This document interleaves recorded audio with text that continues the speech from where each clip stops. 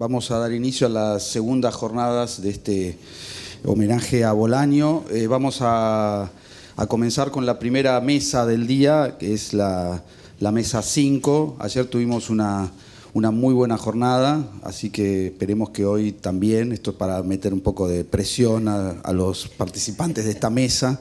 En esta mesa 5 tiene por título El entramado en que mi pueblo se mueve, vidas y voces en los textos de Bolaño. Son 4 trabajos que giran en torno a cuestiones de este tipo: traducción, lenguas, voces, escritura. Los 4 integrantes de esta mesa son Paula Aguilar, Mercedes Cutasi, Mercy Cutasi, Agustín Prado y Manuela Corral, ¿verdad? Vamos a seguir el orden en el que están en el programa, así que la primera que va a presentar es Paula. Tiene un trabajo que se llama Perturbar el canon, diálogos imposibles entre Roberto Bolaño y Mohamed Bougarsar. Paula es doctora en letras por la Universidad Nacional de La Plata y se desempeña en la actualidad como profesora e investigadora de la Facultad de Humanidades, Artes y Ciencias Sociales de la Universidad Autónoma de Entre Ríos, donde coordina el área de investigación y posgrado, y también forma parte del comité académico y del cuerpo docente de la maestría en literatura política también en la Universidad Autónoma de Entre Ríos. Es autora del libro Libros de Arena, Desiertos de Horror, Literatura y Memoria en la Narrativa de Bolaño. Y actualmente dirige un proyecto de investigación cuyo título es Memorias transnacionales, tramas de la violencia en las producciones culturales de América y África, con especial atención a las literaturas. Apuntes para un diálogo sur-sur. Supongo que su trabajo sobre Bolaño y Bougarsar está conectado con ese proyecto, ¿verdad? Entonces, Paula, te escuchamos. Bueno, sí, se escucha. Bueno, muchas gracias. Buen día, gracias por estar acá. Me encanta, Celina y Andrea, por la invitación. Un poco volví a Bolaño por estas jornadas y otro poco por la literatura africana, por eso también el trabajo conjuga los dos. Uno de los rasgos más sobresalientes de la narrativa de Bolaño es aquel que insiste en los procesos de proliferación de la literatura, cual ciclo celular, un texto literario da lugar a otros, anteriores o futuros. Si, como planteó Genet a la par de Borges, la vida del texto comienza con el acto de lectura, podemos celebrar la vigencia vital del texto bolañano en el siglo XXI a partir de la publicación de la más recóndita Memoria de los Hombres del senegalés Mohamed Bougarsar en el 2021. Hace unos años, Ilse Logi sistematizaba 2 operaciones realizadas por Bolaño para rearticular el canon latinoamericano. Lo que ella llama la originalidad de Bolaño, de raigambre borgiana, es la elaboración de un nuevo repertorio de modelos de escritura a partir de la reescritura y de la relectura. El trabajo de Bougarsar con el texto bolañano no se realiza bajo el signo del rescate, sino para llevar adelante una discusión sobre el canon que me gustaría analizar recuperando también algunas ideas de Edouard Glissant. La novela del escritor senegalés comienza con el siguiente epígrafe, que lo voy a leer para recordar a Bolaño. Durante un tiempo, la crítica acompaña a la obra, luego la crítica se desvanece y son los lectores quienes la acompañan. El viaje puede ser largo o corto, luego los lectores mueren uno por uno y la obra sigue sola, aunque otra crítica y otros lectores poco a poco vayan acompasándose a su singladura. Luego la crítica muere otra vez y los lectores mueren otra vez, y sobre esa huella de huesos sigue la obra su viaje hacia la soledad. Acercarse a ella, navegar en su estela, es señal inequívoca de muerte segura, pero otra crítica y otros lectores se le acercan incansables e implacables, y el tiempo y la velocidad los devoran. Finalmente, la obra viaja irremediablemente sola en la inmensidad, y un día la obra muere, como mueren todas las cosas, como se extinguirá el sol y la tierra, el sistema solar y la galaxia y la más recóndita memoria de los hombres. Este fragmento no solo da título a la novela, también nos la presenta abiertamente, nos entrega una hoja de ruta con diferentes puntos de interés. En primer lugar, explicita una genealogía literaria en la que Roberto Bolaño, el autor del fragmento, es su principal figura, lo que significa que también la presencia de Borges está asegurada. En segundo lugar, la cita de los detectives salvajes adelanta uno de los temas principales que ambos escritores ponen en escena en sus textos: la literatura misma, la literatura como enigma, como búsqueda constante. Ligado a esto, el epígrafe también abre la discusión a la literatura en su plano institucional, es decir, como campo, como sistema. Al preguntarse por la posibilidad de trascendencia del texto literario a partir de la tríada obra, crítica, lector, se nota una ausencia significativa, la del autor. Esta ausencia genera el movimiento narrativo en muchísimos textos de Bolaño y en la novela de Mugar Sar. Un punto central entonces del diálogo Bolaño-Mohamed Bugar Sar es la obsesión por los escritores perdidos que cifran el sentido del mundo y de la vida. El narrador de La más recóndita memoria de los hombres se llama Diegan Latir Faye, es un joven escritor senegalés que está en formación en Francia, quiere entrar del gueto africano al mundillo literario francés, como así lo denomina, y emprende la búsqueda de otro escritor también senegalés, T.C. Elimane, que es autor de un libro único, El laberinto de lo humano, que fue de éxito vertiginoso y también acelerada ruina en el campo literario francés de los años 30, porque es acusado de plagio y desaparece sin dejar rastros, y a partir de esa desaparición comienza la búsqueda del narrador. El secreto a descubrir que reviste la figura de Elimane no solo organiza la trama del relato, sino que pone en escena el último eje que me interesa para pensar la relación Bolaño-Bugar Sar, y que también está presente en un paratexto. Es en la dedicatoria. El tema es el poder de la lectura que deviene escritura, sus derivas estéticas. En la dedicatoria, Bugar Sar ya nos adelanta este tema, ese otro camino a recorrer en la lectura de la novela, que serán las posibilidades poéticas del plagio. El libro está dedicado a Yambo Lugem, que es el autor de Deber de Violencia, un libro de 1968, que también fue acusado de plagio y relegado, y cito un fragmento de la novela de Sar, a la otra historia de la literatura, la de los libros olvidados, cuyos cadáveres, osamentas y soledades se desparraman por el suelo de cárceles sin carceleros. Y entonces el espiral literario de Mohamed Bugar Sar presenta sus piezas más importantes: las literaturas africanas y las literaturas latinoamericanas, con Bolaño a la cabeza, juntas en el viaje a través del país fatal, no natal, el país fatal, que es la patria de los libros, la única patria posible para un escritor, como afirma una de los personajes de la novela, ¿no? Seré ciudadana de esa patria, dice. Seré leal a ese reino, el reino de la biblioteca. Bolaño en algún otro texto dirá: la patria del escritor es su lengua. En una entrevista publicada en México este año 2023, Sar nos dice: lo que aprendí con Bolaño es que la literatura juega con su propia representación, reelabora lo que llamamos una biblioteca, es decir, el canon. Me interesa entonces ver cómo la novela de Bugar Sar recupera una biblioteca latinoamericana y el texto bolañano en particular para habilitar un diálogo sobre el canon desde una perspectiva, podríamos decir, decolonial. A través de diferentes opciones, Bugar Sar realiza ese movimiento descentralizador que Walter Mignot lo advertía para las desconfiguraciones del canon literario más allá de las fronteras culturales. Propone atentar contra un canon concebido como central, asimilable al canon universal del mundo total, del todo mundo, el canon occidental. Perturbar el canon, como dice el mismo autor, implica introducir en él otros cánones literarios del mundo caos. Y es ahí donde podemos analizar la novela de Sar junto a Bolaño a partir de las propuestas teóricas de Glissant. En Introducción a una poética de lo diverso o en Tratado de todo mundo, en cualquier texto de Glissant, este define el mundo en caos como la colisión, las refracciones, las atracciones, las oposiciones, los conflictos entre las culturas de los distintos pueblos del mundo total contemporáneo. Un concepto refractario a cualquier universalización generalizadora. Cito: el caos es hermoso cuando se entienden todos los elementos como igualmente imperativos.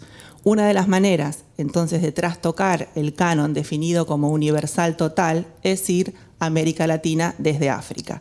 Por ello, la novela dialoga con la tradición literaria latinoamericana, armando diferentes cartografías culturales en ese itinerario geográfico y transtextual por Dakar, Ámsterdam o Buenos Aires. En la más recóndita memoria de los hombres, parte de la búsqueda de Limanes se realiza en Buenos Aires con la ayuda de Sábato y Grombovics, que aparecen como personajes. Sí, como dice Walter Lescano en Los Puentes Salvajes, el corpus de lectura es determinante para delinear una geografía particular y reconocible. Me interesa más que los puentes que unen a Bolaño con la literatura argentina que nos une con África, ¿no? Las relaciones transtextuales, que para Genet nuevamente amplían, matizan y dan sentido a un texto, no solo se reconfiguran como una posibilidad de escritura, sino también como un modo de lectura. Y el lector, dijimos, es la figura clave en el universo Bolaño-Bugarsar, porque si en la tríada lector, obra crítica, se nos escapa el autor, es para destacar el mismísimo acto de lectura en donde el autor no está. Y vuelve a aparecer Bolaño en las derivaciones de un texto a otro que en sus diferentes transformaciones pueden identificarse como injertos. Otra vez la metáfora botánica de Genet, que permite pensar la escritura desde el crecimiento para propagar especies, proliferar, expandirse, que es lo opuesto a lo que Glissant denomina las poéticas de la esencia, absolutas, de raíz única, exclusivas y excluyentes. Por el contrario, la identidad rizoma es radical al buscar otras raíces, y lo que cobra relevancia no es tanto el pretendido absolutismo de cada raíz, sino el modo, la manera en que entra en contacto con otras raíces. Esto es la relación. ¿Cómo opera en Bugarsar la poética de relación en términos de Glissant? Sartre recupera varios elementos de la narrativa de Bolaño que juegan con la literatura en tanto repetición y reescritura.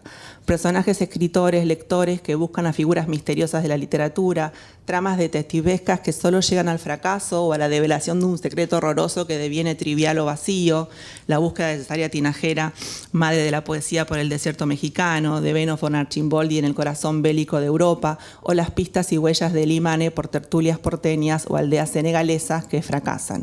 Pero a su vez son figuraciones de la búsqueda del origen de una estética y una ética literarias, del gran nudo entre la literatura y la política, entre el escritor y su obra.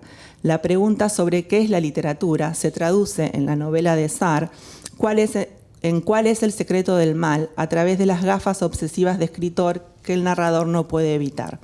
No voy a espolear mucho la novela de Bugarsar, pero cuando esa búsqueda llega a su fin, el narrador reflexiona.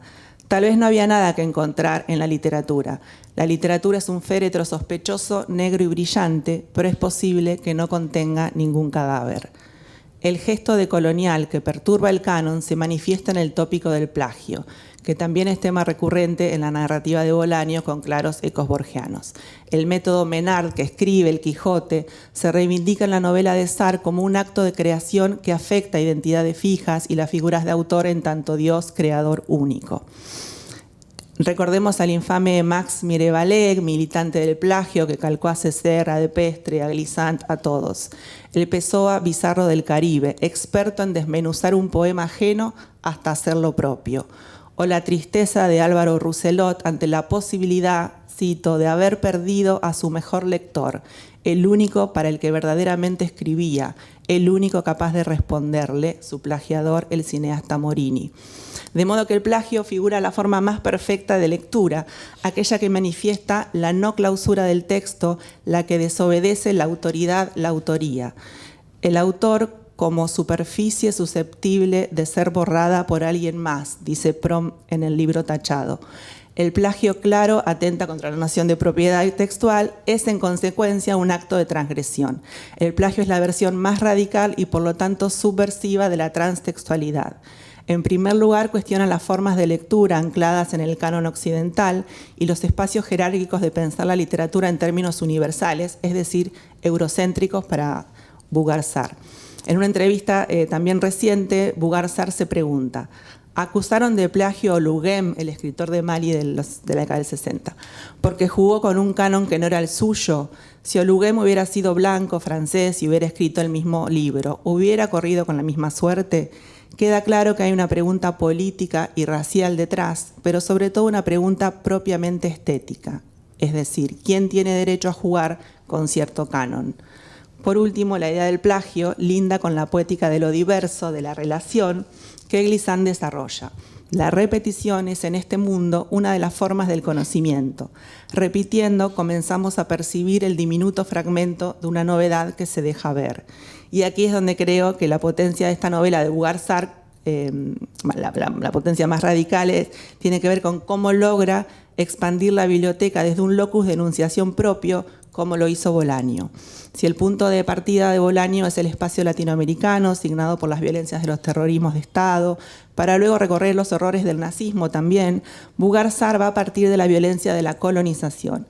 El testimonio de Musimba, que es un compañero de cuarto del narrador, articula la literatura y el mal con todo el peso atroz de la historia. Exhorta a su amigo a dejar de seguir corriendo detrás de la inmensa literatura occidental.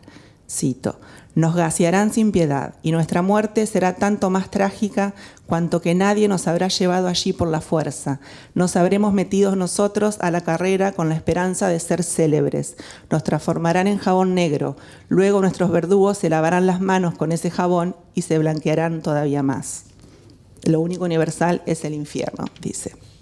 Ante esto, no queda otra alternativa más que superar el marco europeo, el marco francés para la novela, desviarse hacia otros espacios, otras tradiciones, otras historias, otras literaturas. La propuesta de Sarr atenta contra lo universal totalitario para incluirse en el reconocimiento de las múltiples influencias que nutren material y culturalmente el universal lateral que propone otro senegalés, un filósofo, Souleymane Bachir Diagne. Aquí el plagio adquiere el sentido transgresor, aquel que incorpora una cosmovisión completamente diferente a la idea de robo occidental. Entre los sereres, que es la comunidad a la que pertenece Bougarsar, quien toma la palabra y relata es el autor del cuento. No hay entonces un autor como tal, sino maneras de retomar los textos, de transformarlos, de parodiarlos o de jugar con ellos y crear un espacio donde haya un narrador y un público que escucha. Creo que este modo de concebir la narración complementa el punto de vista de Bolaño sobre la literatura. No creo en absoluto en la originalidad, dice. Entonces lo que importa no son las relaciones singulares que cada texto establece con otros de manera no lineal, en constante movimiento, bajo el signo de la errancia, como tantos personajes de Bolaño y de Sarr. Otra vez Glissant. En la poética de la relación, el que es errante se esfuerza por descubrir la totalidad del mundo, aun cuando sabe que jamás lo logrará. Y sabe que es aquí precisamente donde la belleza amenazada del mundo reside. Podemos decir, finalmente, que Bolaño y Bougarsar se conectan en términos de relación, no de comparación, para perturbar el canon y recordarnos sobre todo que todo texto es la escritura de una lectura. Gracias. No sé si fui muy rápido, no sé cómo anduve con el tiempo.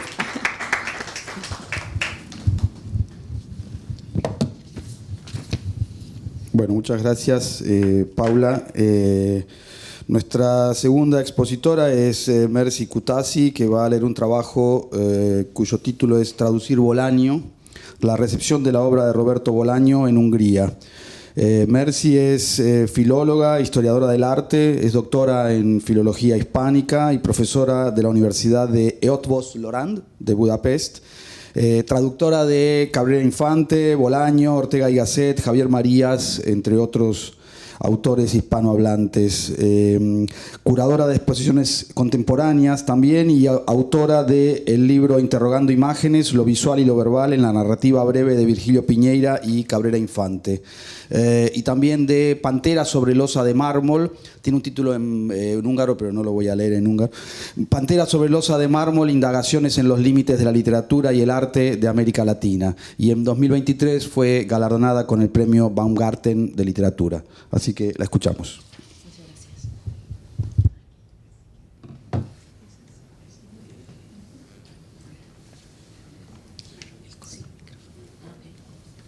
Muchas gracias y buenos días a todos. Les agradezco antes. ¿Se escucha? Tenés que levantar el cosito. Así se escucha. Bueno, antes de nada quiero agradecer la invitación a Celina y a los organizadores y tengo que confesar que no voy a leer, sino voy a hablar las razones que, bueno, tengo también un PPT, ¿no? Porque voy a decir bastantes nombres húngaros y si lo voy leyendo sin más creo que no se van a enterar de lo que pasa, ¿no? A ver, Celina ayer hablaba de fronteras, ¿no? Fronteras entre muchas cosas, ¿no? Hablando de Bolaño. Y acá estamos hablando de una frontera real, ¿no? Entre dos países, entre dos lenguas. O sea que voy a hablar de cómo se publica Bolaño en Hungría y qué factores influyen en la publicación y en la recepción del autor en Europa Central y en especial en mi país, ¿no? Sabemos del mundo anglosajón, y este hecho está muy bien publicado, que la receta ideal para la publicación ideal, digamos, de Bolaño o de cualquier autor hispanoamericano es, antes de nada, tener una editorial pequeña pero de moda, como es el caso de New Directions, ¿no? de Bolaño y de los autores del boom. Después tener un traductor famoso, como era el caso de Rabassa o más tarde de Natasha Wimmer, ¿no? que ponga en movimiento con su nombre, ¿no? que garantice la calidad del autor. Y en tercer lugar, pero no menos importante, tener un nombre muy grande que digamos ponga el sello de la calidad en la obra, como era el caso de Susan Sontag, ¿no? en Bolaño. De aquí se puede ya pasar a otra editorial más grande y se puede pasar a editar en masa el autor en cuestión. En Hungría se da la situación de que desde el principio tuvimos una editorial grande, quizá la más grande de literatura universal.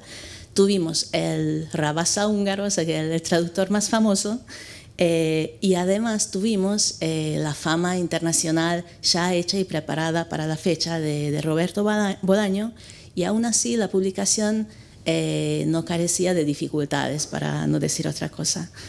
Si trazamos una línea imaginaria en el año 2010, que es cuando empieza todo, podemos ver un poquito el panorama. En este año Bolaño lleva 7 años muerto. En Francia ya se ha publicado la obra entera del autor. En Alemania tenemos 5 novelas traducidas. Y si vamos acercándonos un poquito a lo que es Hungría, por ejemplo, Chequia empezó un año antes, ¿no? En el 2009, pero empezó con una novela grande, empezó con Los detectives salvajes y empieza a publicarse la obra a partir de este año consecutivamente. En Hungría se publica por primera vez las 2 novelas cortas en 2010, pero la historia propiamente dicha empieza un poquito antes. Entonces, en esta presentación quiero hablar de 2 puntos clave que me parece que definen y determinan la publicación de la obra de Bolaño.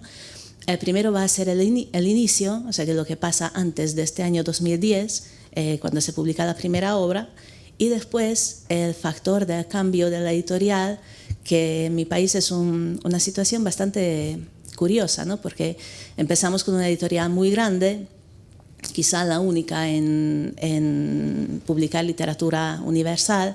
Tienen que saber que en Hungría, por la situación histórica, ¿no? que en la época post-socialista había monopolios de editoriales. Entonces no hay muchas editoriales pequeñas, sino hay 2 o 3 muy grandes, ¿no?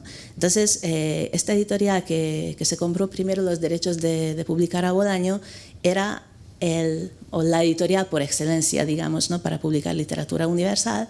Entonces, de esta editorial va a pasar a otra más pequeña que va a suponer un cambio. Acá en la imagen pueden ver las portadas de todos los libros de Bolaño que tenemos publicados, son 7. Ya voy a hablar con detalle de cada uno de ellos. Bueno, veamos primero el inicio. Las memorias son muy borrosas. Estamos hablando de una historia de hace menos de 15 años, ¿no? Y la tarea de encontrar la historia verdadera es un poquito una tarea parecida como encontrar a Benno von Archimboldi en el mundo, ¿no? Tenemos los títulos, como teníamos los títulos en el caso de Archimboldi, ¿no? Tenemos algunas fechas, pero se busca la historia por detrás que nos explique el fenómeno de por qué se publicó, cómo se publicó y por qué exactamente de esta forma. Entonces tenemos las fechas de los libros, ¿no? Que la cronología empieza en el 2010, en el 2008 hay un par de publicaciones de un par de cuentos que vamos a ver ahora, pero también tenemos un blog que es quizá la pista más fiable de un joven escritor que se llama Zoltán Pollog, allá tienen el nombre puesto con mayúscula. es un escritor joven que en su autobiografía escribe en términos muy parecidos a Bolaño sobre él mismo, ¿no? Dice que le gusta la música bastante mala, ¿no? Le gusta errar por el mundo, escribe poesía, no se dedica a muchas cosas, tiene la huella de un par de libros por ahí, ¿no? O sea que es una figura bastante interesante en la escena literaria. Y en su blog hay una entrada donde reconstruye cómo empezó a trabajar por la publicación de Bolaño, ¿no? La primera fecha que se reconstruye de este blog es del 26 de octubre de 2007, ¿no?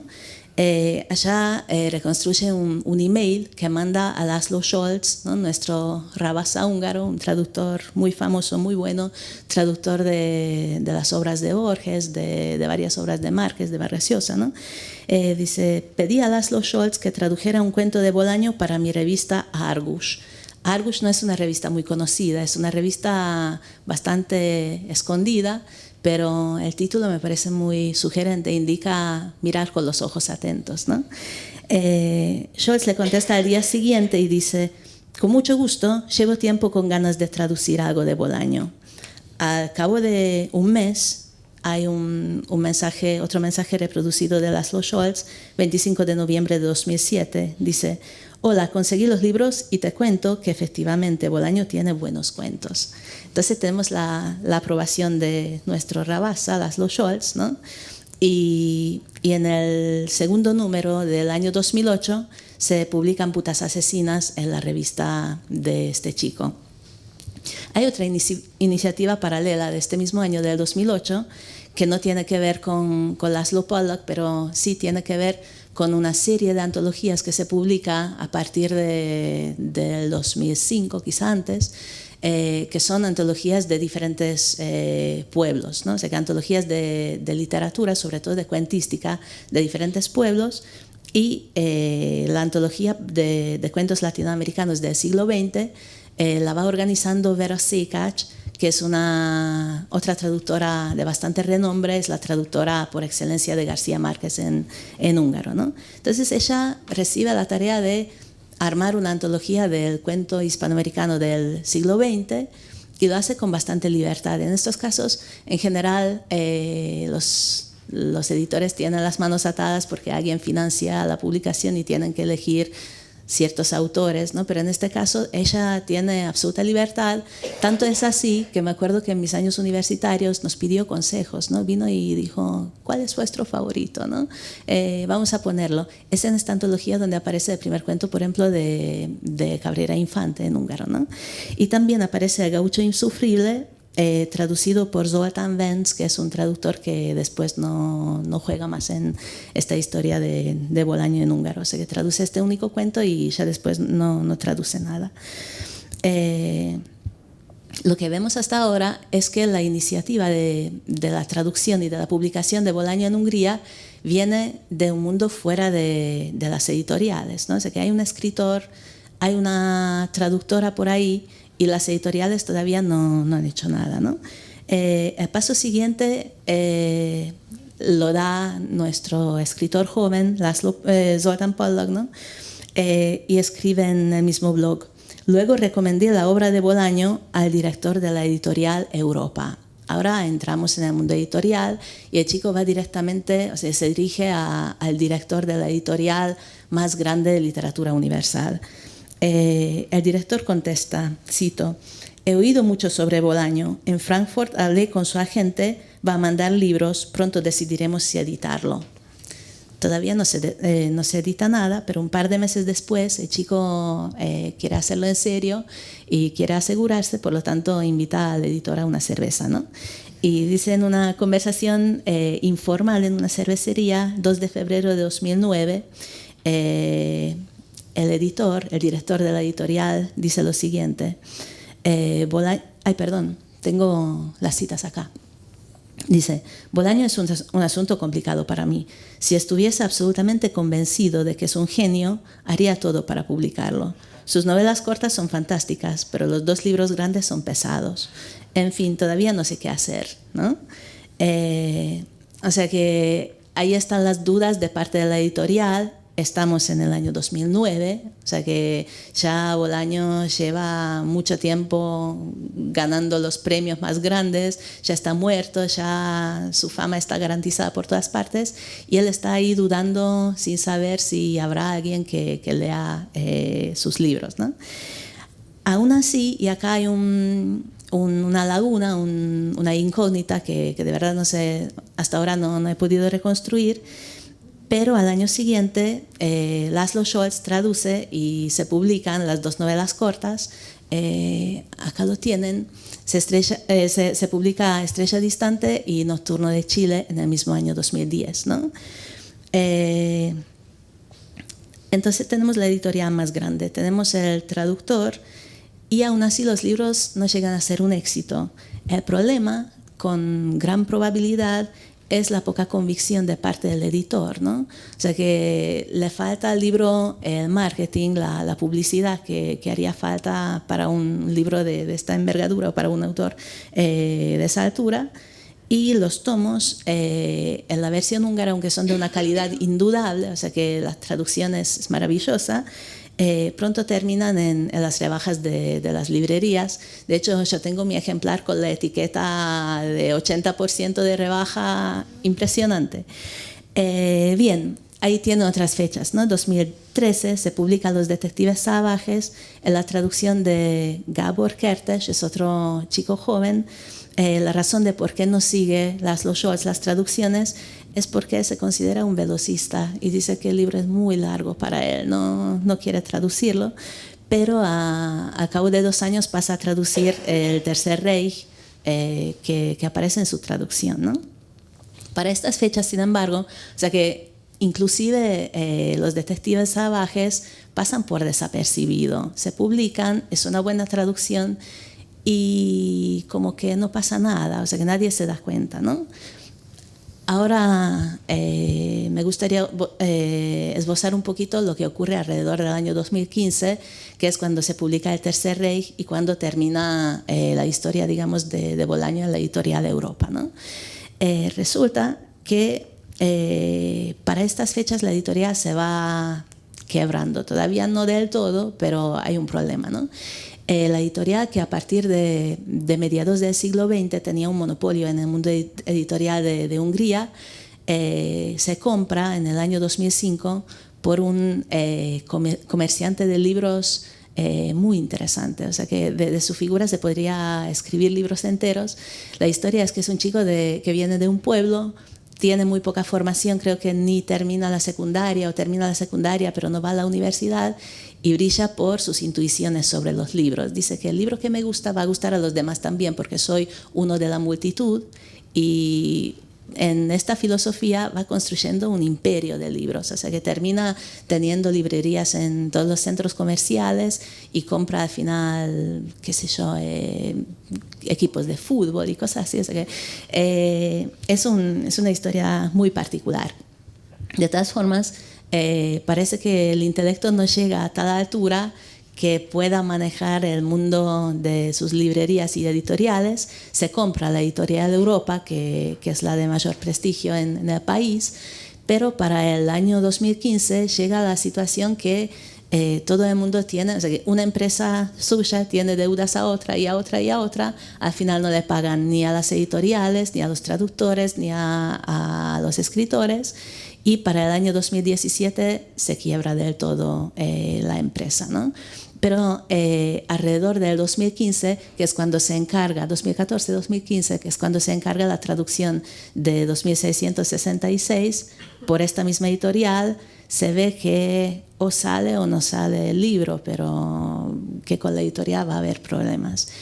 En este mismo año, el grupo Libri, que es una cadena de librerías y una editorial emergente, compra otra editorial que se llama Jelenkor. El nombre significa presente, ¿no? Es una pequeña editorial del mismo pueblo de donde viene el dueño de la otra, ¿no? Y esta editorial es pequeña, es emergente y se dedica a publicar literatura contemporánea, tanto húngara como universal, pero una editorial chiquita, ¿no? El director es muy importante en este punto, allá lo tienen abajo, Bence Sarkozy, ¿no? Es un chico joven, muy al contrario al perfil del otro de quien estaba hablando. Es un chico que estudia literatura comparada y su favorito personal en la universidad era Bolaño y Cabrera Infante, lo leyó en inglés, ¿no? Entonces es su misión personal, ya que tiene una editorial de literatura contemporánea que quiere publicar a estos autores, ¿no? Así es que para el 2016 se publica 2666, que empezó con la editorial Europa, y la otra, Jelenkor, compra los derechos, compra todo, ¿no? que va con el libro, y publica este libro, y a los 2 años siguientes o 3 años siguientes publica 2 libros más, ¿no? El espíritu de la ciencia ficción y Sepulcros de vaqueros. Y lo que es muy importante, que no solo publica los libros, no solo les añade esta portada uniforme, ¿no? que le da una imagen, sino que le pone una persona de publicidad impresionante que le hace un marketing increíble, ¿no? Yo traduje 2666 y era una enorme sorpresa, ¿no? Que al cabo de, al publicar el libro sonó mi teléfono y había un montón de entrevistas de parte de radios, de internet, o sea que incluso la figura del traductor salió en un primer plano, y el libro también organizaban tertulias, organizaban todo tipo de eventos alrededor del libro. Aparecieron reseñas en revistas de literatura especializada, pero también en revistas femeninas, por ejemplo, ¿no? Recomendaban el libro para señoras, ¿no? Amas de casa. O sea que había toda una revuelta alrededor del libro, hasta tal punto que en este mismo año, 2016, el libro fue elegido libro del año y adelantó la literatura húngara. Después, a cabo de en los años siguientes, tuvo 3 reediciones. O sea que era un éxito total, ¿no? Entonces, Bolaño, con quizá dicen que con la gran novela, ¿no? Con 2666, pero yo considero que más bien con la nueva editorial y con este equipo que está por detrás de la publicación, alcanzó el éxito en Hungría, digamos, ¿no? Y el papel que ya desde hace años hubiera merecido, ¿no? Por supuesto, con la publicación del espíritu de la ciencia ficción y de Sepulcros de vaqueros, surge la idea y surge también el interés de publicar otros libros. O sea que la gente que empezó a leer estos libros en húngaro y que lee en inglés, por ejemplo, en castellano, demanda otros libros, ¿no? También cuestiona por qué han publicado Sepulcros de vaqueros en vez de la literatura nazi, por ejemplo, ¿no? Obviamente son preguntas que me imagino tienen que ver más bien con el contrato que firmó el editor con el agente, ¿no? Y que no fue una elección hecha solo por él, ¿no? De todas formas, desde estas fechas han aparecido fragmentos, ¿no? Por ejemplo, yo traduje fragmentos de la literatura nazi, un par de poemas en revistas especializadas, y también hay otro tipo de otras traducciones más, ¿no? Traducciones teatrales, por ejemplo. Tenemos una adaptación teatral de Los detectives salvajes, también acompañado por una labor didáctica muy importante, ¿no? O sea que hay un par de imágenes de la obra teatral y otras fotos sobre tertulias, mesas redondas que organizaron después de la sesión teatral, que ya en sí duraba como 3 horas o 3 horas y media, y después sentaron al público para que escuche, por ejemplo, a Laszlo Scholz y Eduardo Becerra, ¿no? Para hablar sobre la traducción, o al director y el diseñador del decorado para hablar sobre el montaje en escena. También hubo una tertulia donde hablaban sobre cuestiones de las artes visuales, hablando de fronteras, ¿no? La neovanguardia en la obra de Roberto Bolaño y cosas así, ¿no? Y bueno, con esto llegamos al presente y llego al fin de mi presentación, pero la historia del Bolaño húngaro no termina. Hay tesis de doctorado, hay muchos trabajos que se escriben sobre Bolaño ahora, y espero que esté en el lugar que merece, ¿no? en nuestro panorama literario. Gracias por la atención.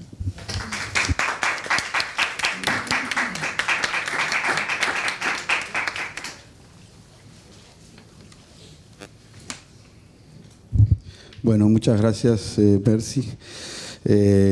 Apasionante el recorrido de Bolaño en Hungría, es casi como una novela de Bolaño. Vamos a escuchar a Agustín Prado Alvarado.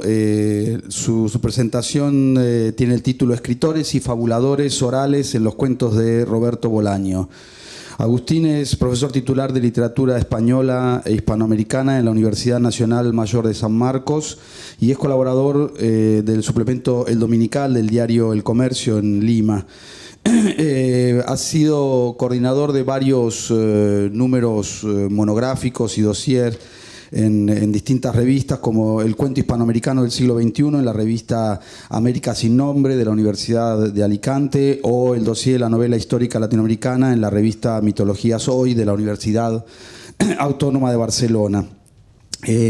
Ha sido coeditor del libro Las cartografías del poder en la obra de Mario Vargas Llosa, y del libro La ciudad y los perros y el boom hispanoamericano, y en España fue también coeditor del libro El mar no es ancho y ajeno, complicidades transatlánticas entre Perú y España.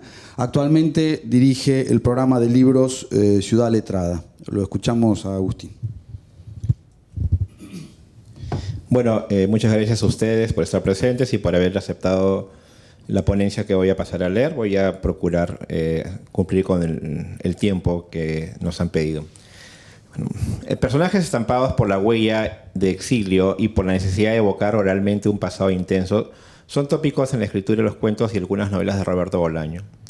Estos libretos literarios en la obra de Bolaño constituyen realmente un linaje emparentado con una de las ramas argumentativas de la narrativa hispanoamericana y de la europea, signada por recrear las vicisitudes en la vida de un escritor u otro tipo de artista y su mundo imaginario, como ocurre en Rayuela de Julio Cortázar, algunas novelas de Vargas Llosa o de Alfredo Bryce Echenique. Como novelista, los libros de Roberto Bolaño desde el año 1998 han cautivado y continúan envolviendo a fervorosos lectores sin fábula en varias ciudades letradas de Iberoamérica, quienes también elogian su enorme talento en el género del cuento. Con 3 sólidos libros de relatos, llamadas telefónicas, Putas asesinas y El Goche insufrible, podemos certificar que el cuento fue uno de los géneros apreciados y cultivados con mucho cuidado por Bolaño. La crítica literaria en diversas ocasiones ha señalado los aspectos más resaltantes de estos cuentos desde la aparición de los primeros libros de crítica bolañesca, La escritura como tauromaquia, editado por Celina Manzoni, que tenemos aquí, el libro de Patricia Espinosa, Territorios en fuga, estudios críticos sobre la obra de Roberto Bolaño, hasta La crestomatía Bolaño salvaje, editado por Edmundo Pasoldán y Gustavo Fabrón Patrión, Editorial Candaya, de Barcelona, con 2 ediciones, además, 2008 y 2013. O incluso pasando por el documental Roberto Bolaño, El último maldito, del año 2020, dirigido por Jesús Luis López Linares y que empieza con las palabras de Mario Vargas Llosa, Una espada del boom, que celebraba la obra de Bolaño. Para empezar mi lectura, haré una distinción pertinente de las categorías que utilizo para el análisis de los cuentos de Bolaño: el escritor y el fabulador. Estos personajes aparecen de manera recurrente en la obra del escritor chileno, y aunque podrían tener afinidades, existen también diferencias. En el caso de los escritores, suelen aparecer como personajes que son poetas, narradores, mayormente marginales, ejercen su oficio para sobrevivir y mantienen espíritus iconoclastas. Pongamos un ejemplo del cuento Enrique Martín. Cito: un poeta lo puede soportar todo, lo que equivale a decir que un hombre lo puede soportar todo. Pero no es verdad, son pocas las cosas que un hombre puede soportar de verdad. Un poeta, en cambio, lo puede soportar todo. Con esta convicción crecimos. El primer enunciado es cierto, pero conduce a la ruina, a la locura, a la muerte. Fin de cita. En el caso del fabulador, se caracteriza por su capacidad de contar relatos orales de sus vivencias personales. No utiliza la escritura y transmite estas historias a un público diverso. Para ello se usan mecanismos propios de la oralidad primaria y la oralidad secundaria, explicada, por ejemplo, por Walter Ong, entre otros críticos de este tema. Por ello podemos afirmar que la oralidad y la escritura confluyen en varios de los cuentos de Bolaño por una cuestión justamente de tiempo. Voy a centrarme solamente en algunos relatos específicos, mayormente de llamadas telefónicas, pero hay una ponencia sobre el gaucho insufrible, así que en las preguntas puedo ampliar un poco más algunas ideas, ¿no? El personaje escritor. Sensini es el primer relato que abre el libro Llamadas telefónicas, una magnífica pieza narrativa en la mejor tradición cuentística hispanoamericana. En el plano narrativo o historia se registra la amistad epistolar surgida entre el narrador, un joven exiliado chileno en Cataluña, con un escritor argentino, Luis Antonio Sensini, quien también reside en España. Ambos personajes envían sus relatos a un concurso de cuentos literarios convocados en una provincia española. Este certamen se convierte en su primer enlace. Aunque ni el narrador chileno ni Sensini alcanzan a obtener el primer lugar en el certamen convocado, tienen la satisfacción de disfrutar de la edición de sus textos en el volumen colectivo editado por los organizadores del concurso. El narrador se encuentra sorprendido por haber coincidido en el concurso con un cuento de Sensini, lo que provoca pedir su dirección y escribirle a su dirección en Madrid. La biografía literaria de Sensini, según nos informa el narrador, está teñida por el talento y la imaginación, una combinación que acompañó a distintos artistas en el transcurrir de la historia literaria. Podemos segmentar el cuento de Bolaño en 3 partes. La primera, constituida por la presentación del narrador o protagonista, que revela la situación que permitió la correspondencia con Sensini. El segundo segmento, que prácticamente cubre la mayor parte del cuento, cubre los recuerdos del narrador, evocando cómo se sucedieron las cartas que intercambió con el escritor argentino hasta que éste retorna a Buenos Aires, apagándose así el intercambio epistolar. Correspondería el tercer segmento al encuentro con la hija de Sensini, quien visita al narrador en su casa en Girona. Este cuento no solamente adquiere el formato del recuerdo del personaje, pues Bolaño ha tenido la capacidad de crear un doble nudo que despierta la curiosidad del lector en fábula, para continuar leyendo el relato, mientras se narran como sucedían sus cartas, donde Sensini explica sus estrategias para subir por medio de la literatura, enviando textos a concursos de cuento en provincias españolas. Una de las lecturas más interesantes acerca de la figura del escritor en los relatos de llamadas telefónicas lo ha realizado Andrea Cobas Corral y Verónica Garibotto. En sus análisis escogen justamente los relatos de Sensini, Enrique Martín y una aventura literaria, describiendo cómo se produce la relación entre el escritor y su sistema literario. Cito a ellas. En llamadas telefónicas, Bolaño concibe una serie de cuentos que en diálogo con los detectives salvajes giran alrededor de la tensión entre mercado, consagración y resistencia. Fin de cita. Sensini representaría para Cobas, Corral y Garibotto la posición del escritor quien ingresa en el mundo editorial sin concretar plenamente su incorporación al no aceptar del todo las reglas de este sistema literario. Aunque coincidimos con la interpretación que estamos recogiendo, hay una observación que planteamos, pues el personaje de Sensini es un autor, como lo revela el narrador, que no está insertado en la industria editorial, al parecer porque nunca consiguió el favor del público meritorio, y la única novela que le genera escasos ingresos se titula Ugarte. En otro cuento, Henry Simon Le Prince, Bolaño nos ubica nuevamente en contextos históricos recurrentes en su obra, la Segunda Guerra Mundial, por ejemplo. El protagonista es el mencionado Le Prince, un francés quien pertenece a una clase media derruida, con carencias económicas y amicales. Sin embargo, él se siente un escritor marginal. Cito, por supuesto, es un escritor fracasado, es decir, sobrevive en la prensa canalla parisina, y publica poemas que los malos poetas juzgan malos y que los buenos poetas ni siquiera leen. Y cuentos y revistas de provincias, las editoriales o los lectores de las editoriales en esa subcasta aborrecible, sin que lo sepa por qué, parecen odiarlo. Fin de cita. Con la ocupación parisina por las tropas nazis, el narrador nos informa de manera irónica que los escritores franceses, ¿no?, antes divididos en 100 escuelas, floreciente, ahora se han reducido a escritores de la resistencia y los colaboracionistas, quienes también tienen subdivisiones internas, ¿no? Y eso es muy interesante porque a Bolaño le gusta crear ciertas categorías, ¿no?, de tipos de escritores, tipos de narradores, tipos de poetas, ¿no? En ese contexto le permite a Le Prince ser reclutado por ambos bandos y sentir por primera vez que puede ser reconocido. Sin embargo, opta por aceptar a los escritores de la resistencia, quienes recién se enteran de su vida, aunque con el transcurrir del tiempo y ya con un París liberada, terminarán por no aceptarlo. Al final del relato, el protagonista, quien ha sobrevivido a la guerra e incluso tuvo actos nobles, como ser un poeta surrealista y entablar una amistad con una joven novelista, se encuentra viviendo como maestro en un pueblo de la picardía y con la aceptación de reconocerse como un mal escritor que se ha ganado ciertos derechos de publicar en revistas. En otro cuento, una aventura literaria, al modo de Kafka, nos presenta a 2 escritores identificados con letras B y A, como ocurrió en el caso de Henry Simon Le Prince. Aquí establece una clasificación que permite conocer las características de esos autores. En el caso de B, no cuenta con la fama y sus poemas circulan en revistas discretas. Todo lo contrario de A, quien es famoso y tiene lectores. Sin embargo, el narrador también se encarga de establecer semejanzas. Ambos provienen de familias modestas, son de izquierda y tienen las mismas curiosidades intelectuales. Y la trama girará en la publicación de un libro de B, donde se mofa de varios escritores, entre ellos de A quien le dedica un capítulo. Eso justamente llevará a que este personaje busque completamente encontrarse con A. Y esa será justamente la atención de todo el texto. Bien, pasamos al siguiente, ¿no? Los fabuladores en el exilio. Tomar en cuenta el texto, ¿no? La nieve.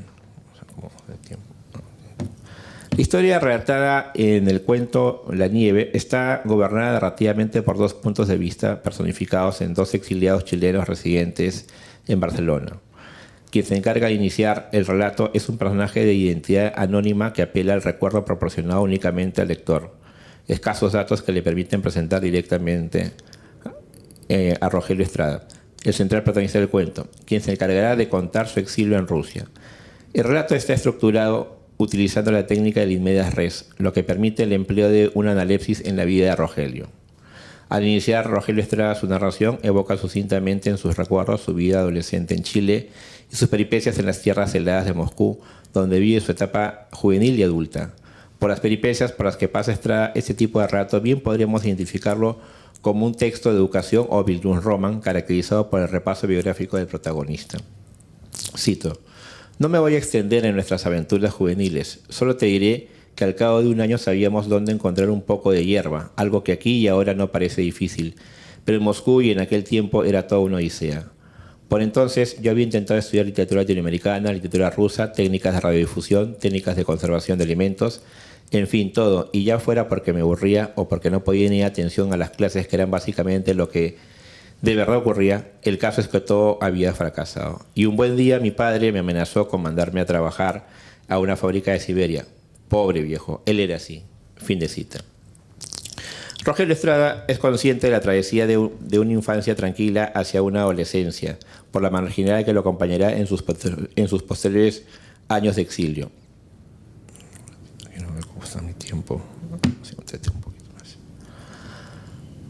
Continuando con este tipo de relatos, vamos a tener en cuenta que justamente los personajes que aparecen como fabuladores orales suelen tener en cuenta lo siguiente, ¿no? Bolaño nos presenta tramas en las cuales los personajes reciben los relatos orales. A veces son contados directamente por el personaje al cual menciona, o muchas otras veces solemos encontrar con personajes que le han referido. Por ejemplo, continuando con este tipo de relatos mencionados, un par de ejemplos más. Otro cuento ruso y William Burns. En ambos relatos, el narrador indica que la historia que se está contando proviene de historias orales que fueron transmitidos de manera directa a un conocido, a quien a su vez lo han transmitido. Además, el verbo contar es recurrente, ¿no? Cito, ¿no? "En cierta ocasión, después de discutir con un amigo acerca de la identidad peregrina del arte, Amalfitano le refirió una historia que a él le contaron en Barcelona". Es casi el inicio del texto, otro cuento ruso, ¿no? O en el caso de William Burns.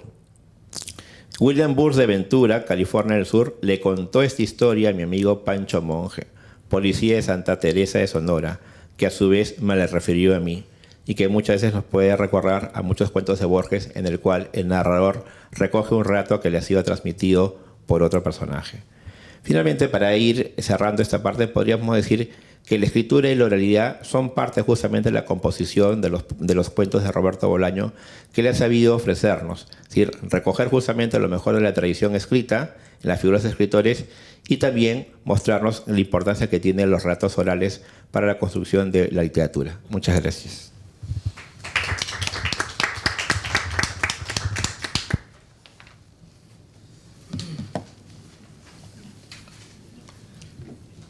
Bueno, vamos a pasar, gracias Agustín, vamos a pasar a la última presentación de esta mesa, que es de María Manuela Corral, Roberto Bolaño, extraterritorial, Deformaciones de la tradición literaria en el gaucho insufrible. Manuela es licenciada en Letras Modernas por la Facultad de Filosofía y Humanidades de la Universidad Nacional de Córdoba y abordó en su tesina de licenciatura justamente los cuentos pertenecientes a Putas Asesinas de Roberto Bolaño. En la actualidad está realizando su doctorado en Letras y su tema de investigación es el sistema literario latinoamericano, nuevos diseños de lo nacional y lo regional en Roberto Bolaño y Patricio Pron. Integra el equipo de investigación de cartografías literarias del Cono Sur 1970-2004 en la Facultad de Lenguas de la Universidad de Córdoba y también participa en los programas de estudios sobre la memoria y memoria, derechos humanos y lenguajes de la cultura entre 1970 y el nuevo milenio, todos ellos en la Universidad Nacional de Córdoba. La escuchamos a Manuela. Muchas gracias. Bueno, antes que nada agradecer la aceptación de la ponencia y yo voy a leer y es probable que me exceda en el tiempo, así que les pido por favor que me avisen, pero sí quiero hacer 2 o 3 aclaraciones antes para que se pueda seguir el hilo de la ponencia. La primera es que yo tomo la categoría de extraterritorial de George Steiner. La segunda es que, bueno, dentro del desarrollo de la ponencia van a aparecer categorías como líneas de fuga, líneas duras, que pertenecen a Gilles Deleuze, que yo las tengo como muy incorporadas en la escritura, entonces para que sepan cuál es el marco teórico en relación a eso. Y después yo voy a mencionar un poco también con esta idea de los injertos que hablabas vos, de Glissant, bueno, Deleuze lo va a pensar en términos de línea de fuga, determinadas obras literarias. Las menciono para que las tengan en cuenta. Algunas, por supuesto, o sea, son todas muy conocidas, pertenecen a lo que es el canon literario argentino, pero por ahí si se llega a perder alguna en la argumentación, las repito ahora. La primera es, bueno, por supuesto, el Quijote de Cervantes, el Facundo de Sarmiento, Sur de Borges, Cartas a una señorita en París de Cortázar, Adán Buenos Aires de Marechal, Los gauchos judíos de Gerchunov, El conejo en la luna de... El conejo en la luna es una leyenda maya, azteca, que justamente explica el por qué la figura del conejo está en la luna. La luna roja de Roberto Art. 2 canciones, una es el tango Desencuentro y la otra pertenece a los Beatles. En mi inglés es un poco malo, pero es la que empieza con los acordes de la Marsellesa. Y Misas herejes de Carriego. ¿Sí? Misas herejes de Carriego, de Evaristo Carriego. Bueno, entonces le pido por favor que me corte porque seguro que me voy a pasar. El presente trabajo propone una lectura del cuento El gaucho insufrible, perteneciente a la obra homónima del escritor Roberto Bolaño, con énfasis en el abordaje de la condición extraterritorial del autor creador, chileno, exiliado en México y lo radicado en España, posición desde donde se apropia, corroe y deforma en el relato la figura del gaucho en diálogo con la tradición literaria argentina y como efecto difractario hacia la latinoamericana. Condición extraterritorial que oscila entre 2 violencias. De un lado, la que se impone desde la literatura gauchesca en tanto género. Del otro lado, la terceridad, la extranjería, que implica un desafío posible, siempre imperfecto. En esta intersección se halla la paradoja de la escritura de Bolaño, es decir, la experiencia de crear lo nuevo implica el arrojo hacia lo ignoto, pero sin oponerse a la tradición. El cuento El gaucho insufrible narra la historia de Manuel Pereda, un juez jubilado residente en la ciudad de Buenos Aires y que luego de los acontecimientos ocurridos en diciembre del 2001, cuyas protestas sociales pusieron fin a la presidencia de Fernando de la Rúa, retorna a la Pampa Argentina, específicamente a la estancia familiar en Capital Jordan. Este desplazamiento del héroe de la ciudad al campo permite el giro hacia la tradición literaria argentina y establece un diálogo con el género de la gauchesca. Hernández, Ascasubi, Guiraldes y las distintas reescrituras, Jorge Luis Borges, Cortázar, entre otros. Asimismo, actualiza a nivel de enunciación una dicotomía transversal a la literatura latinoamericana, es decir, civilización y barbarie, y la tensión entre campo y ciudad. En la pampa de Bolaño, los gauchos subsisten con la matanza de conejos que pululan por los campos. Se advierte así un encabalgamiento de estilos literarios. Por un lado, la construcción de la pampa como inconmensurable y extensa, donde anida lo inculto, entre comillas, por supuesto, desprendimiento de la visión romántica en torno a civilización y barbarie en el continente. Por otro lado, esta dimensión recupera en el relato el realismo social y sus vínculos con las costumbres y las experiencias insertas en el espacio rural, como así también la literatura fantástica en la extrañeza, no solo con el ingreso de la tópica de los conejos en clave cortasiana, de la tópica de los conejos en clave cortasiana como refracción de la barbarie peronista, sino también ante gauchos viejos que andan en bicicletas, no cantan, no pelean en las pulperías, ni poseen dominio de la lengua gaucha. Se observa así cómo el encabalgamiento de estilos literarios produce en el cuento una tensión al interior de la gauchesca en tanto sistema, ya que los autores que dieron origen al género presentaban los relatos como copias de la vida rural, poniendo énfasis en el esfuerzo que implicaba escribir en un lenguaje popular ajeno a la lengua literaria y al mismo tiempo que construían el artificio de la lengua que caracterizó el género. Asimismo, el relato convoca las fronteras difusas en la construcción del espacio pampa, en diálogo con la tradición, con el fin de reescribir el género y permitir, a través de la puesta en discurso, una profunda crítica social. Un aspecto a destacar, vinculado con la condición extraterritorial y con el ingreso de los registros de la lengua literaria, se observa en el uso de la palabra pampa, proveniente del vocablo pampa, con N, que en la lengua quechua significa extensión, en lugar de llanura o llano, que provienen del español. Su ingreso puede entenderse como la actualización del gesto literario que buscó arrastrar las lenguas regionales hacia la homogeneidad de una lengua nacional. Por lo expuesto hasta aquí, a continuación, definiremos la condición de Bolaño extraterritorial. Si nos remitimos a su obra poética, esta reside en la continua recusación del sistema literario latinoamericano a partir de un humor corrosivo.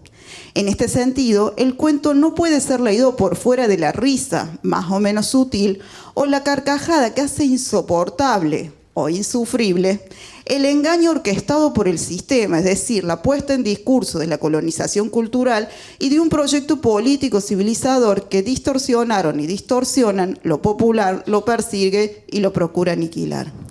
De allí que ya desde el título El gaucho insufrible realiza un guiño al lector y propone la clave de lectura para leer el cuento, en la carcajada insufrible, sin padecimientos, al mismo tiempo que tuerce el relato hacia la melancolía propia del género. En esta dirección adquiere relevancia la condición extraterritorial del autor-creador, es decir, remitiéndonos a George Steiner, la imposibilidad que padece un escritor, poeta, de escribir en su lengua materna y en otras lenguas, cuya imposibilidad mantiene relación con la retracción de la palabra ante el horror y la barbarie política que padeció la humanidad en el siglo XX. Experiencia transferible en el contexto latinoamericano a la implementación de las dictaduras cívico-militares en el Cono Sur. Como todos sabemos, Bolaño nació en Chile, emigró a México y retornó a su país natal días previos a la caída de Salvador Allende. Luego de ese acontecimiento se exilió en México y luego se radicó en España. Es en y a partir de esta condición extraterritorial que habilita una reinterpretación de la figura del gaucho en diálogo con la tradición argentina. Pero la primera pregunta que surge al momento de leer el cuento es ¿por qué Bolaño, quien proviene de una literatura nacional chilena que potenciona el costumbrismo regional, la figura del guaso, se desplaza hacia los territorios del sistema de la gauchesca y la figura del gaucho como correlato de aquel? Una posible respuesta se halla en el hecho de que si bien la literatura chilena costumbrista, criollista, abordó la problemática rural y la figura del guaso, al igual que otras literaturas regionales en el continente, no condujo a una ruptura de los estilos culturales europeos, diferencia principal con el sistema de la gauchesca. Ángel Rama sostiene que la gauchesca es la artistización de las formas lingüísticas del campo popular que los poetas apropiaron en junción con los reclamos políticos de la época. Por otro lado, no menos significativo es la condición de Bolaño como lector, que reconoce en Martín Fierro, la mejor novela, y a Jorge Luis Borges como un paréntesis en la literatura argentina y el mayor escritor latinoamericano. El autor expresa en Derivas de la Pesada que la literatura argentina actual posee 3 puntos de referencia: Osvaldo Soriano, Roberto Ar y Leónidas Lamborghini. Y todos ellos, en mayor o menor medida, le disputan el territorio literario a Borges. Por ende, desde su condición de lector, el autor creador problematiza en y a partir de Borges las controversias plasmadas sobre los territorios de la literatura gauchesca. Por lo expuesto hasta aquí, observamos en el devenir narrativo del cuento cómo el autor creador, a partir de una posición extraterritorial, pone a operar líneas de fuga e intersecciones en conexión, por un lado, con la dinámica interna que legitima el género de la gauchesca dentro del sistema literario latinoamericano, y al mismo tiempo con el instante de estallido que reinterpreta los legados culturales y sociales. Como mencioné anteriormente, el relato narra la historia de Manuel Pereda, un juez retirado devenido gaucho, después de los hechos ocurridos en diciembre del 2001. Al inicio del relato, el narrador expresa, abro cita, un abogado intachable de probada honradez en un país y en una época en que la honradez no estaba precisamente de moda. Cierro cita. Hemos de señalar que la honradez constituye un valor central en la épica española, puesta en tensión en el Martín Fierro a través de la figura del pícaro. A los 3 años, Pereda abandona la judicatura, decepción mediante, para dedicarse a la lectura y a los viajes, punto de fuga hacia la parodia y el tono bufonesco en intertextualidad entre el héroe y el personaje de Don Quijote. Pero a diferencia de la novela de Cervantes, donde se especifica que Quijano lee novelas de caballería, al principio del relato Pereda lee literatura, principalmente la de Borges y la que escribe su hijo Bebe, entrelazándose con líneas universales y cosmopolitas. No obstante, es en y a partir de su participación en las tertulias llevadas a cabo en el Café Lápiz Negro que el héroe sufre un proceso de afectación que lo arroja a la alianza entre la literatura y política. Abro cita. Empezó a levantarse temprano y a buscar en libros viejos de su biblioteca algo que ni él mismo sabía qué era. No tardó en dejar de ducharse. Cierro cita. Asimismo, el personaje de Don Dulce, quien le vende el caballo a Pereda, ya en La Pampa, configura otra clave intertextual con el texto de Cervantes. Durante los acontecimientos del 2001, el héroe padece una decepción, la cual resulta significativa.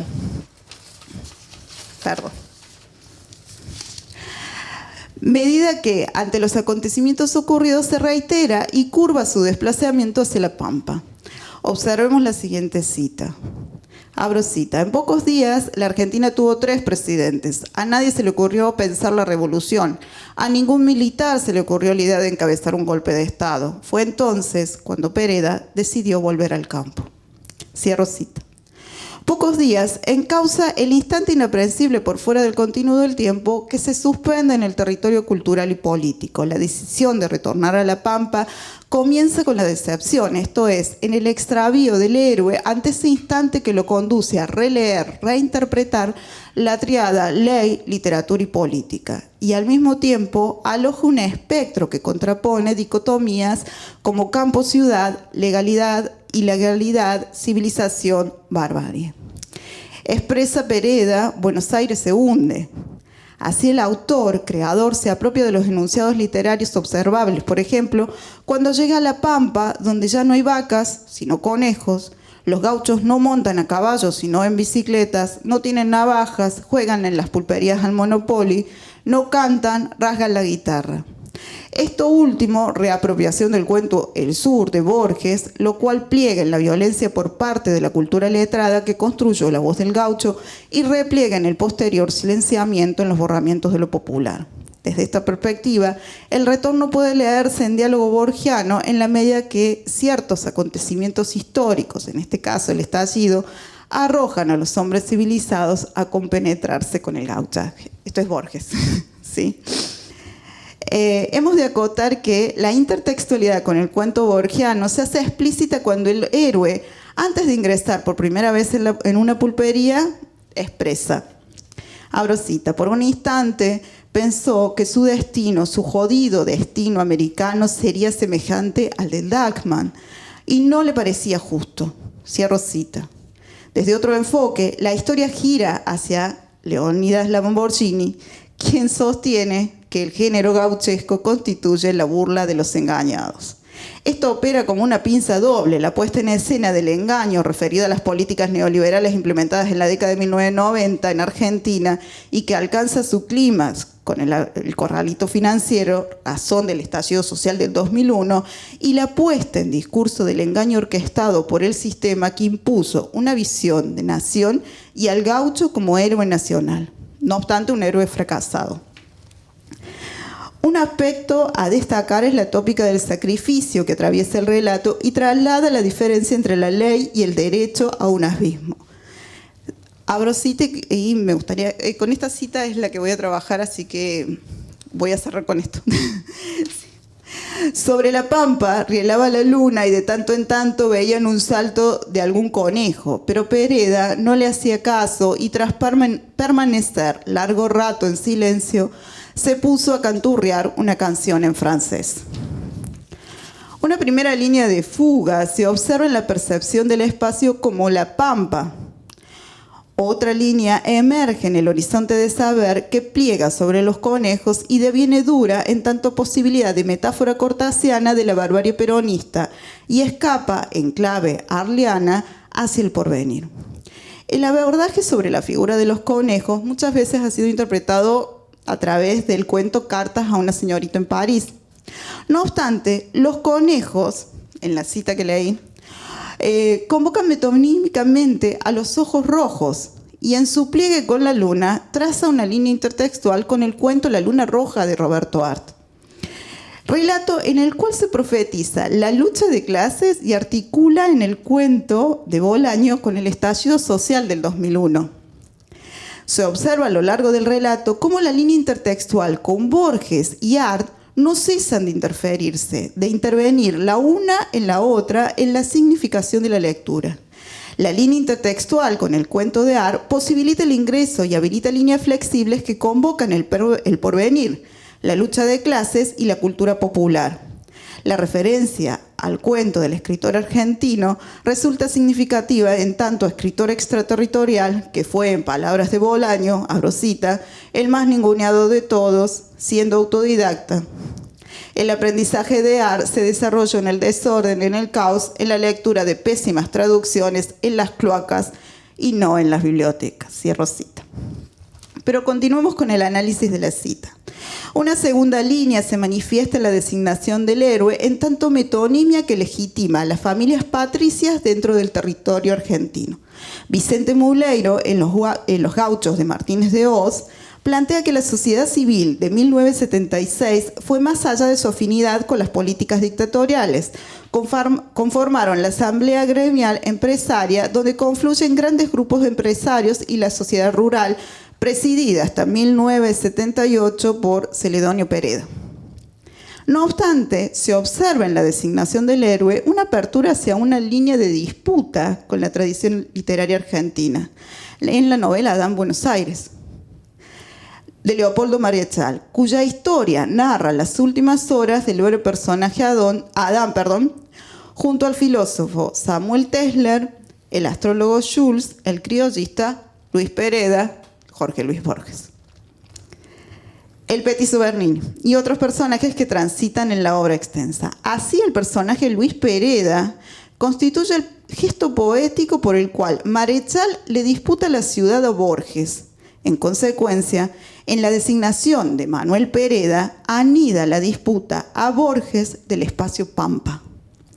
No menos significativo es el ingreso de los conejos en tanto alimento y difracción del sacrificio. La crianza del ganado y en particular de las vacas constituyeron un medio de subsistencia indisociable a la figura del gaucho y su uso confluye a posteriori en la construcción de la identidad nacional. El ganado, en tanto propiedad privada, atraviesa el género de la gauchesca como forma de organización social asimétrica, como fuente de prestigio sociocultural y de distribución espacial, los alambrados, ¿no? Voy cerrando. En esta dirección, desde el punto de vista de los hechos, la crianza de los conejos acentúa el efecto sobre la crisis del 2001.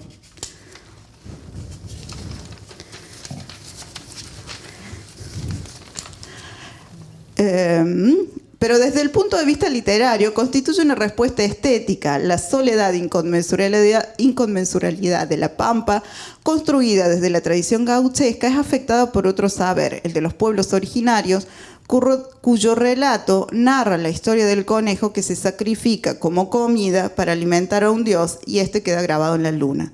Así el discurrir narrativo, la matanza de los conejos se entreteje como una práctica habitual de los gauchos, reapropiación de la metáfora del matadero como la barbarie y el aniquilamiento de la alteridad.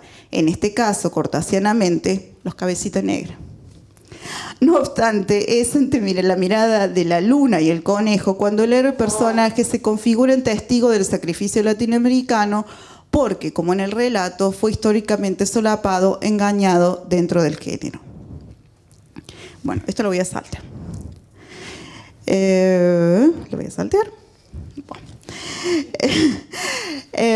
Las vacas significadas como alimento y clave para leer la cultura popular pierden su cualidad nutritiva en el universo letrado. Se constituyen un elemento a admirar y contrarrestar el aburrimiento del sujeto moderno y adviene la indiferencia ante el asombro de los conejos. Lo mismo sucede con el pan que el héroe come en la estancia de Don Dulce, pues es alimento y al mismo tiempo es exilio. El pan era duro, sin levadura, como el pan ácimo de los judíos, pero ninguno de la estancia Mi Paraíso parecía judío.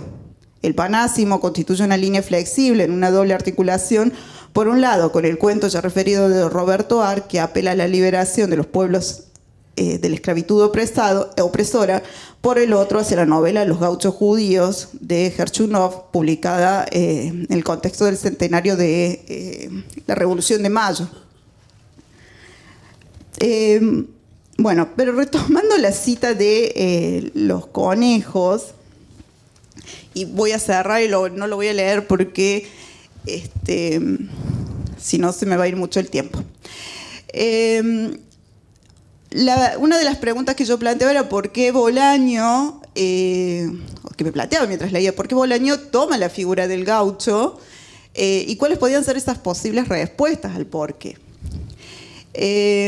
Y pensándolo desde la condición extraterritorial, me pareció sumamente interesante el juego con la palabra gauche en francés, izquierda.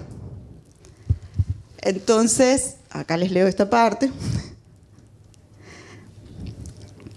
Ahora sí, dicen, si nos remitimos a la figura del gaucho, la palabra en sí convoca una significación múltiple en su etimología, lo cual puede provenir del quechua guacho, que significa sin padres, orfandad del araucano gayú, proveniente guaso, esto es gente de campo, del guaraní caucho, significación despectiva hacia los indios, del portugués garrucho, esto es la negación de una herencia. No obstante, su grafía convoca otro significativo posible y desdobla hacia la palabra francesa gauche, que es gauché, se escribe. En su traducción al español, izquierda. Así adquiere importancia una voz narrativa que despliega y repliega tantas líneas y puntos de fuga cuya juxtaposición no coincide en el espacio ni en el tiempo, con el fin de corroer el discurso de una tradición literaria que legitimó en la figura del gaucho, ya cierro, como héroe nacional. Entonces, bueno, me voy a saltar varias partes. Dice, observamos cómo la posición extraterritorial del autor-creador fluye en el relato y en la reapropiación del género y la figura del gaucho. Habilita una posibilidad estética para resignificar el engaño y el sacrificio de una generación de jóvenes latinoamericanos a los que Bolaño perteneció, la que rondaba los 20 años cuando Salvador Allende fue elegido presidente y que fue diezmada con la instauración de las dictaduras del Cono Sur. En discurso de Caracas. Bolaño refiere a su dislexia en la infancia y expresa: me hubiera gustado escribir con la izquierda, pero lo hacía siempre con la derecha y ahí estaba el problema. Líneas duras de la escritura que difractan fugas múltiples. Bueno, lo cierro así para no extenderme mucho. Bueno, la segunda posible interpretación que yo daba a esa pregunta, ¿por qué Bolaño utilizaba el género de la gauchesca, utilizaba la figura del gaucho para mostrar, bueno, para este relato, y yo asociaba la figura del gaucho, este gaucho que es un héroe fracasado dentro de la tradición literaria argentina, con este juego de la palabra gauche en francés, que es gauche, y que también es el fracaso que Bolaño sentía de esa revolución, o sea, el fracaso del movimiento de izquierda. Y por supuesto que tenía más cosas, pero en todo caso después en la conversación lo seguimos. Muchas gracias. Bueno, gracias, Manuela. Bueno, gracias por las presentaciones. Bueno, tenemos unos minutos. Tenemos unos minutos para conversar. Sí. ¿Una pregunta? Sí. Una cortita para Nancy, gracias por tu parte a todos. Si la adaptación teatral partida de la de Rígola.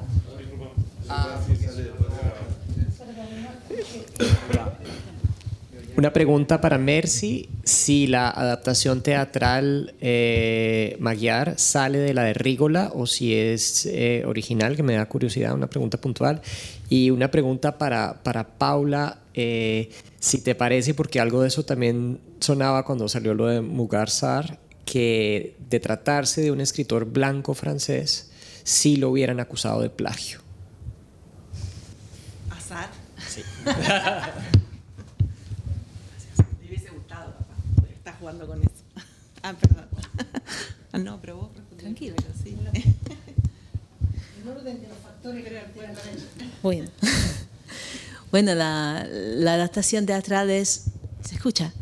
Es obra de, bueno, las transcripciones del director y tiene un texto que me parece que son fragmentos extraídos de la novela y me parecía impresionante porque muchas veces inclusive lo hicieron con subtítulos y es una obra larguísima, cinco no, pero más de 3 horas era.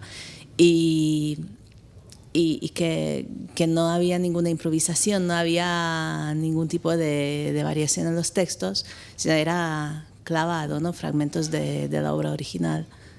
No sé si te respondí. Pero no era la de Rígola, después la de Sean William, la readaptaron. Es una tercera. La readaptaron absolutamente, sí, sí. Readaptaron totalmente ellos, sí, sí, sí. No, bueno, eso, que le hubiese, capaz que se divertiría mucho Mugar Sar si lo acusan de plagio, porque está jugando justamente con eso. Pero bueno, ya ganó el concurso, por eso también Anagrama lo publicó, es la única novela del que está publicada. De todas maneras, Olugem también ganó un gran premio francés y después lo acusaron de plagio y después desapareció del mapa. Puede suceder. Pero explicitó su amor por Bolaño, así que no lo está ocultando, digamos.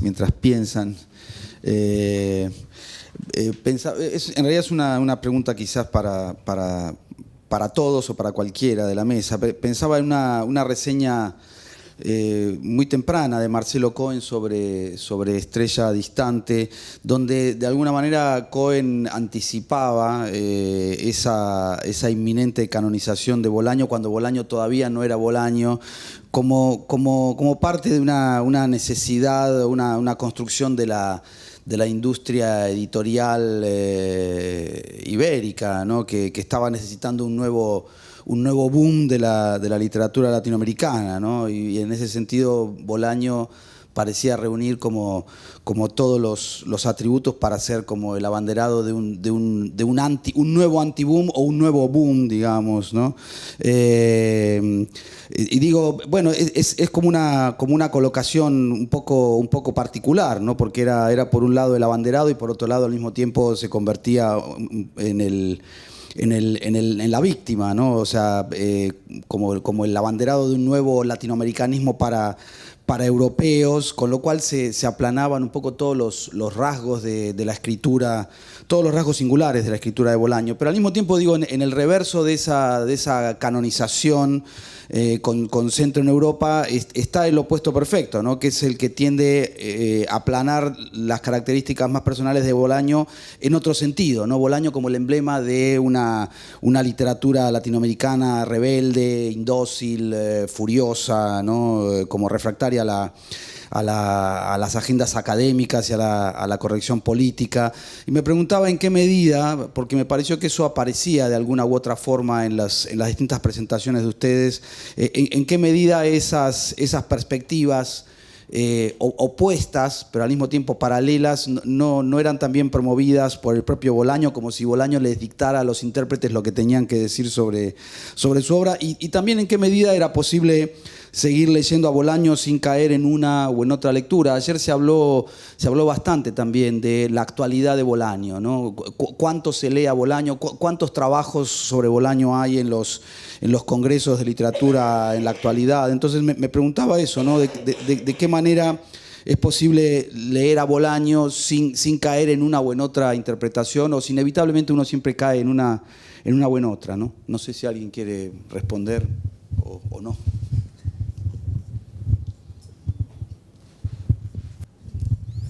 Bueno, ayer se tocó este tema a partir justamente de una pregunta que se hizo sobre un congreso que se realizó este año en Grecia, ¿no? Y donde prácticamente no hubo ninguna mesa sobre Bolaño, pero también en mi intervención mencioné que hay que tener en cuenta desde dónde se ha enunciado ese congreso, ¿no? Finalmente es un congreso hecho por la Academia Gringa, que no está mal, pero no sé si es una respuesta a esos congresos, pero también recordé que este año hubo en México y ahora hay aquí. Yo creo que si ustedes se hubieran convocado un día más, yo os apuesto que hubiese venido más personas a este congreso, porque hay un interés por Bolaño, ¿no? O sea, yo lo puedo ver en el mundo académico, por lo menos del Perú, si hay monografías, se lee, sigue siendo un referente para los jóvenes escritores, ¿no?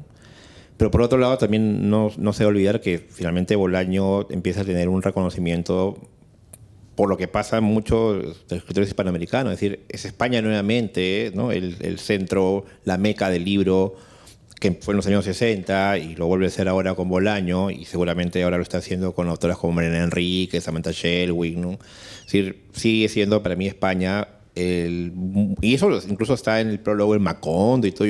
Hay que ir a España, publicar en España, ¿no? Es decir, eso me parece que ha tenido mucha repercusión, pero obviamente también por otro lado pues Bolaño es un heredero del boom, a pesar de que marca distancias y todo ello, pero también es un heredero del boom, reivindica justamente el canon, ¿no? Y eso también es importante tenerlo en cuenta, ¿no? Yo diría, bueno, porque tiene que ver con lo que leí nada más, que tal vez daría interesante empezar a leerlo desde otros lugares, desde África, por ejemplo, ¿no?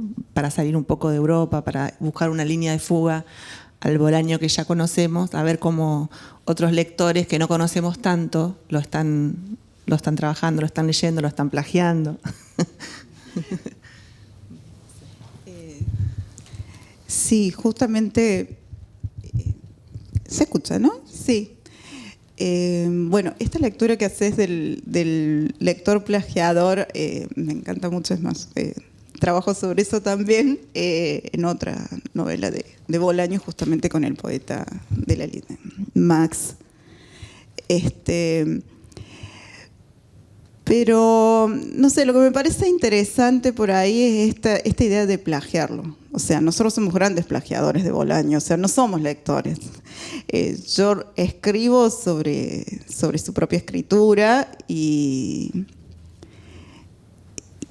lo robo todo el tiempo. lo robo todo el tiempo. Entonces, me parece muy interesante esto que plantea acá Paula. Bien.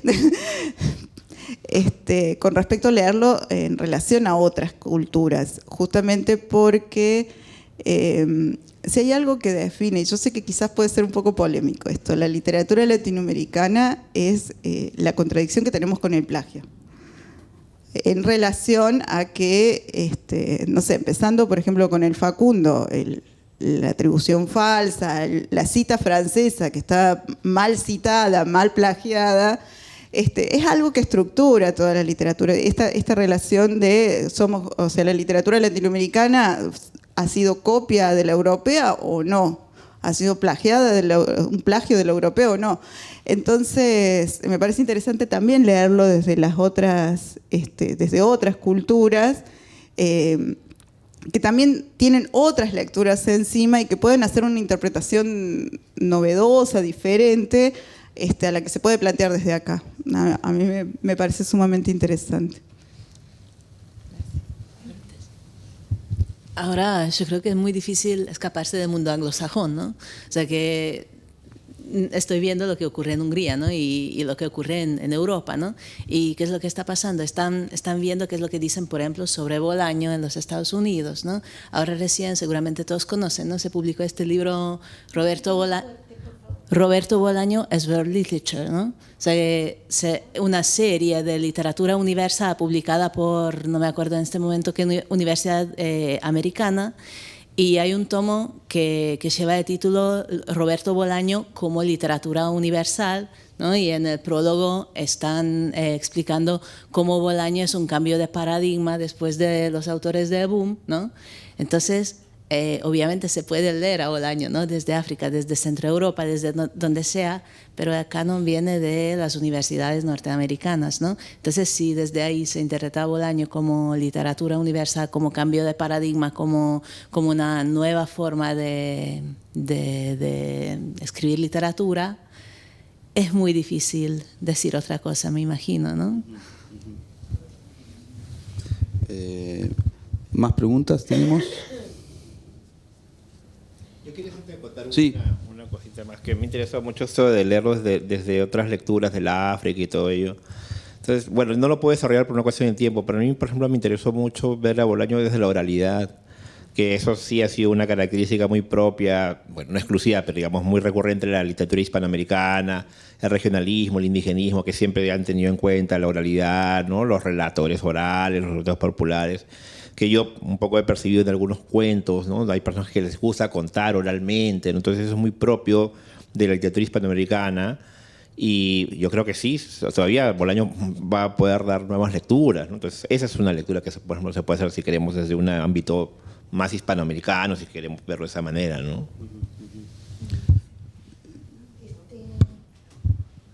No sé si tiene relación con lo que... está bien, gracias. No sé si tiene relación con lo que propusiste, ¿no? Y que es ese presagio de Cohen, de Marcelo Cohen. Más bien, digamos, tiene que ver lo que se me ocurre a partir de lo que se desarrolló en la mesa, que me parece apuntó, sobre todo en toda la mesa, pero sobre todo en la presentación de Paula Aguilar y en la de Mercy, algo que es como la expansión, la ampliación de la biblioteca. Entonces hoy nos han traído, esta mesa nos ha promovido la curiosidad.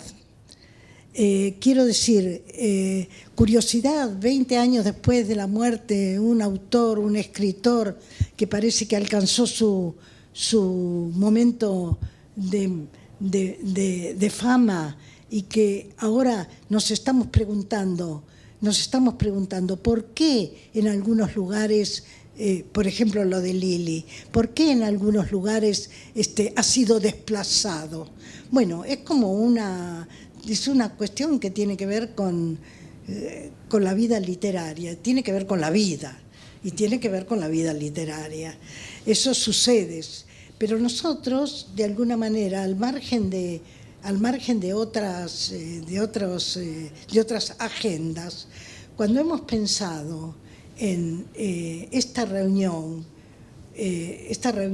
estas jornadas de homenaje a Roberto Bolaño, nos hemos movido a partir de experiencias de lectura que hicimos hace 20 años, o quizá más en algunos casos, y que queríamos ver si verdaderamente seguían teniendo vigencia, si mantenían el interés. Y bueno, esta mesa, por lo menos en lo que yo, en mi escucha, me confirma en ese interés y en la posibilidad de leer a Bolaño en otras relaciones, nuevas relaciones. La idea de Paula de relacionar, de establecer, y a través además del concepto de relación tal como lo maneja Glissant, de vincular a Bolaño con un escritor senegalés que escribe en Francia y que lucha contra sus propios fantasmas, me parece muy interesante para nosotros lectores de Bolaño que desconocíamos, yo por lo menos desconocía totalmente a este escritor senegalés, como muchas otras cosas que desconozco, entre las muchas otras cosas que desconozco, pero hay ahí una ampliación. Está después la materialidad de la escritura, de la materialidad de la traducción como algo material, algo, porque es la materialidad de la escritura traspasada a otra lengua, a otra frontera. Mercy lo recordó.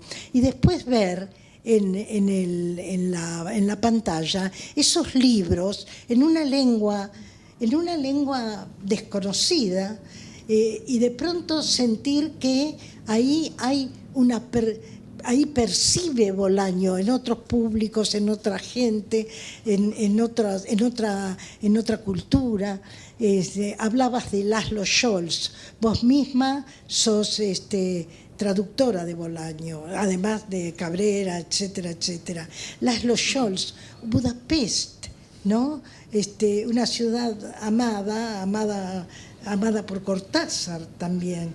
Y Laszlo Scholz, y yo no puedo dejar de recordar a Mihály Dess, otro húngaro que en Barcelona fue uno de los primeros lectores de Bolaño.